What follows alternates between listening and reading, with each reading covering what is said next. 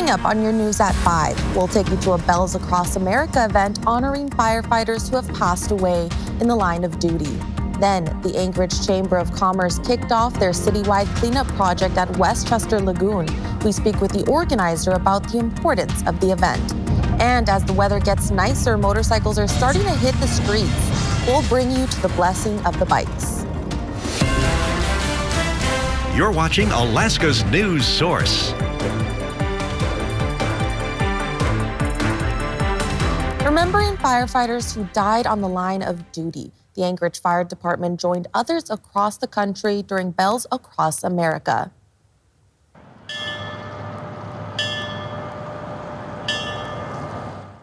The ceremony took place at the Alaska Fallen Firefighters Memorial in downtown Anchorage this morning.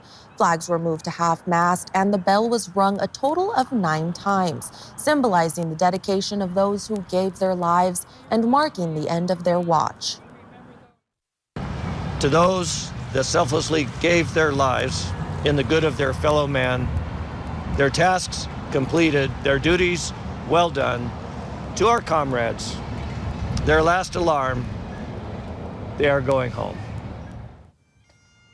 After the bell was rung, a pipe and drum corps played 2 songs. The memorial where the ceremony took place is dedicated to firefighters and first responders who gave the ultimate sacrifice and commemorates 33 by name. And it's a nice start to the weekend with these conditions, but there is wind heading our way. Let's head over to the Weather Center with Christina Campbell for more.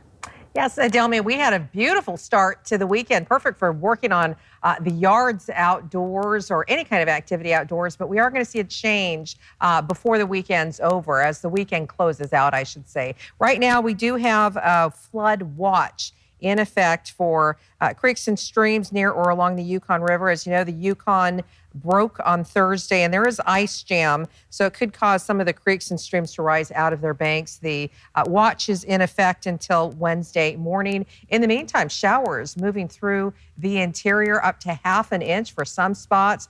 Also, some showers moving through the Prince William Sound, Cordova, Valdez, and higher elevations, still seeing a little bit of snow at about the 2,500-foot level or higher. Otherwise, some sunshine across the south central region. Still some clouds. They're thickening up, and you shouldn't rule out a passing thunderstorm before the night's over. Temperatures in the 50s, upper 40s for the interior, slightly cooler. Here's the front that'll be approaching Sunday night into Monday. Along with that, a tighter pressure gradient, so winds are also expected to pick up over the south central region and scattered showers for the entire southern coastline.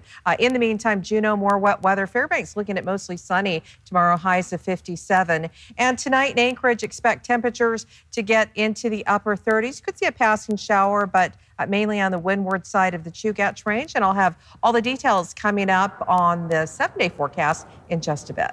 Thank you so much, Christina. We'll see you soon.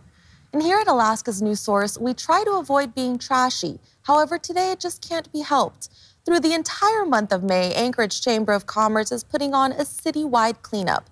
The event kicked off Saturday afternoon at Westchester Lagoon. Residents planning on participating showed up to grab supplies like designated orange garbage bags and the necessary safety gear, and their dump passes. Kathleen McArdle, president and CEO of the Anchorage Chamber of Commerce, says with spring's arrival and warmer temperatures coming soon, cleanup season is a tradition.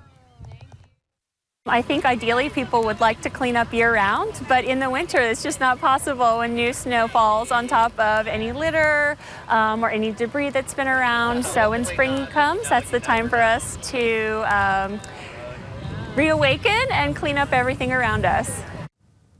McArdle says it's important to emphasize the participating drop-off zones for cleanup in order to dispose of bags, and that orange bags cannot be left on the side of the road. She says Solid Waste Services has provided dump passes for participants, but no organization will pick up bags from the road. And a gathering of motorcycle riders happened today at the Diamond Center. The annual Blessing of the Bikes is the sign for motorcycle riders to dust off their chariots and hit the open road. The event has booths, artists, and if you want, you could have your motorcycle blessed. For many in the community, it's about connecting with other motorcycle riders in the area.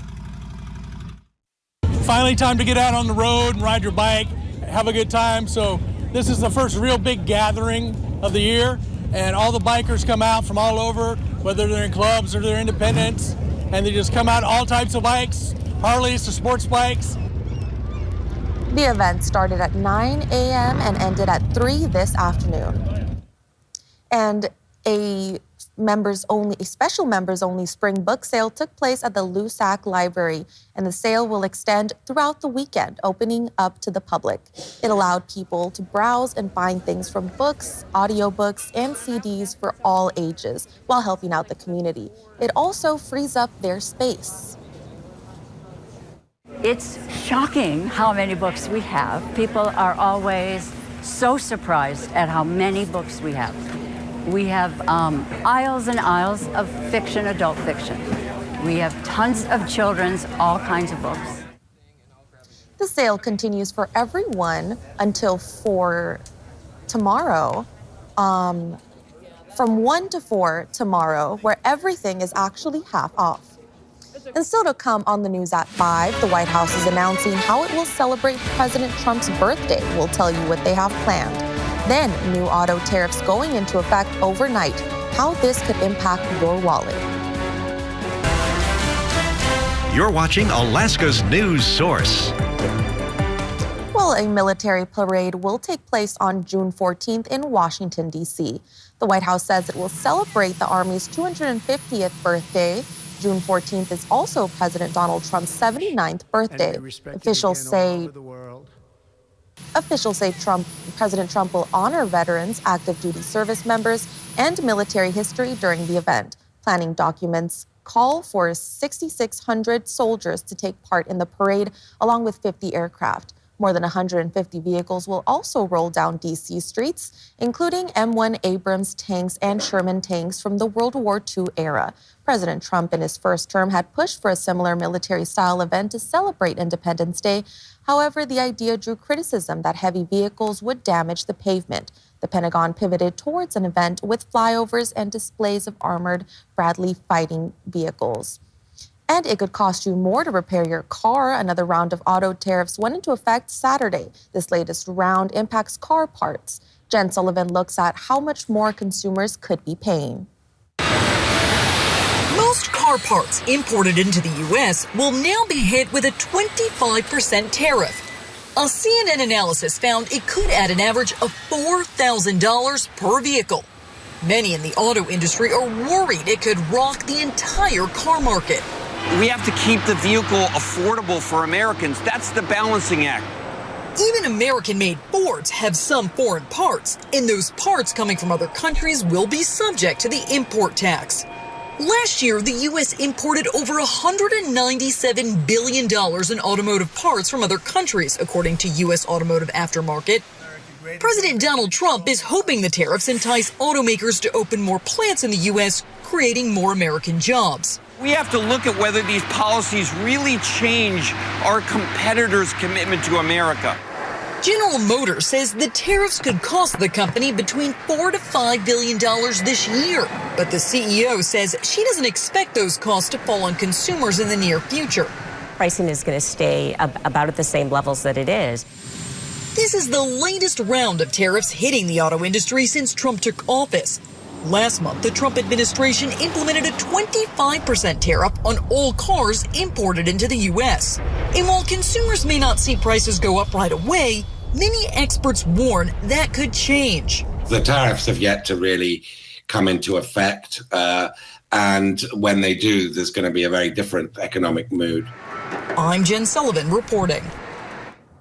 The White House says automakers assembling cars in the U.S. will be able to offset some of the tariffs equal to 3.75% of the manufacturer's suggested retail price for the first year. Thanks for listening. Click subscribe so you can get the latest podcast from Alaska's news source automatically. And stay up to date with breaking news and in-depth reporting available for free 24/7 with the Alaska's news source app.